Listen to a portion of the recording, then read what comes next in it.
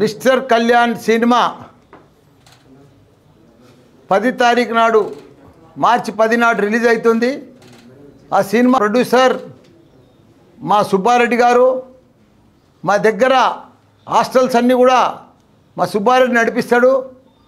ఒక కష్టపడి హాస్టల్స్ నడిపించి ఒక మంచి సినిమా తీయాలని తపనతోటి మిస్టర్ కళ్యాణ్ అనే సినిమా తయారు చేసిండు.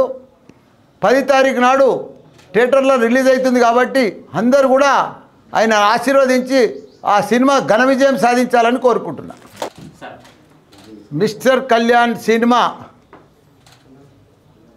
10 తారీఖు నాడు మార్చి 10 నాడు రిలీజ్ అవుతుంది.